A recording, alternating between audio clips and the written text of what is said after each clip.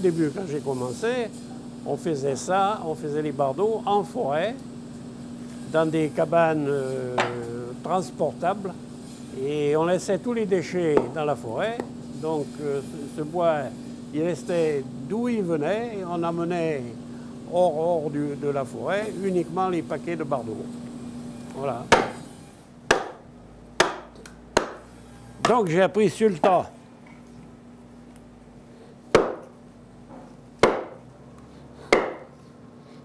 Et le morceau est un peu sec. J'ai pris la succession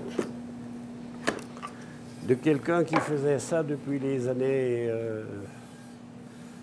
peut-être 1900, peut-être même avant. Donc cette personne-là, elle avait presque l'exclusivité en France. Et elle ne travaillait que pour les monuments historiques. Quand il a arrêté, il m'a demandé si je voulais reprendre son affaire. Et je n'attendais que ça. Donc ça n'a pas été difficile pour moi de continuer.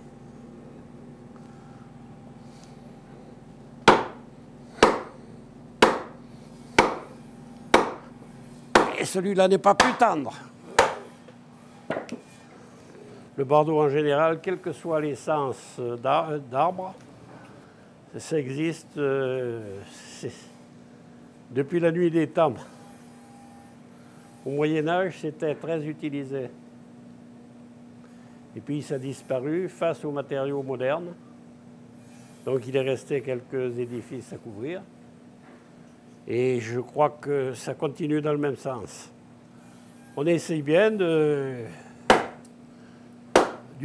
faire utiliser notre bardeau dans de la construction contemporaine, mais c'est très difficile.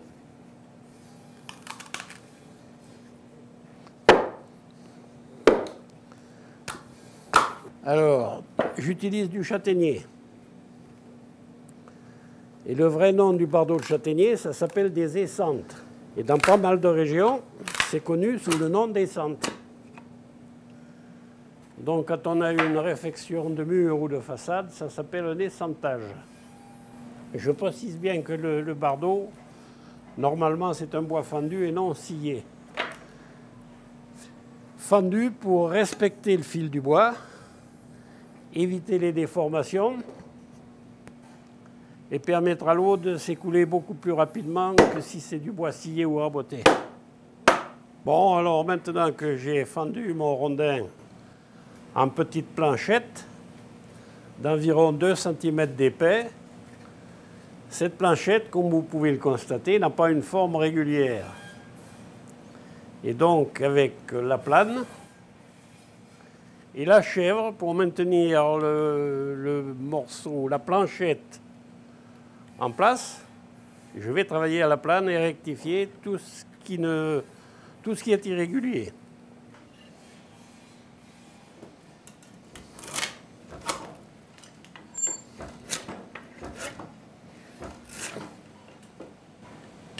Donc voilà la planchette finie. Donc c'est le premier bardeau qui sort aujourd'hui. On choisit le châtaignier parce qu'il a plein de qualités. Il n'est pas comme moi qui suis plein de défauts. Il ne craint pas les parasites. Donc il n'a pas besoin de traitement. Et il est dit imputrescible. Le châtaignier, il vient de chez nous, on travaille à 20 km à la ronde. On a suffisamment de matières premières.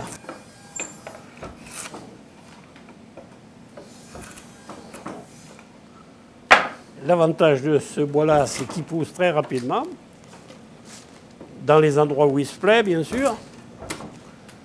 Mais j'ai déjà coupé 3 fois la même forêt. Et je suis pas loin de la couper une 4e fois. Ce qui est assez exceptionnel. On ne fait pas ça avec du chêne ni avec du résineux. Je ne connais pas exactement combien peut vivre une forêt de châtaigniers. Mais elle peut être pratiquement éternelle, puisque ces châtaigniers vont porter des fruits. Et ces fruits, en tombant à terre, vont redonner des francs-pieds qui, recoupés, peuvent encore redonner une châtaigneraie.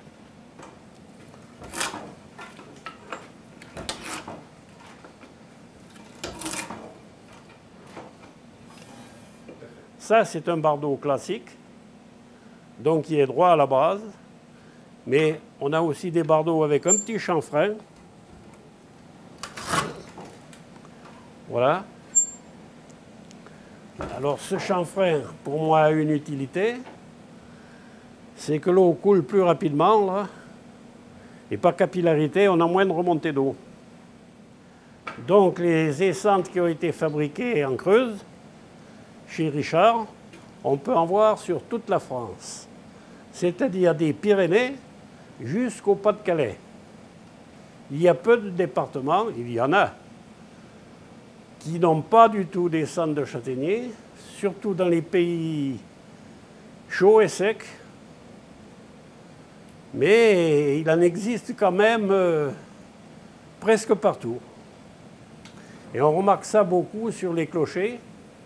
Et quand on est habitué à remarquer un toit, un clocher d'église, qu'on croit souvent en ardoise, si on le remarque bien quand il fait du soleil, on s'aperçoit que c'est un toit en châtaignier. À l'aide du parroir, je vais donner différentes formes au bardeau. La forme écaille et puis tout ce qu'on peut me demander. Je peux le faire avec cet outil.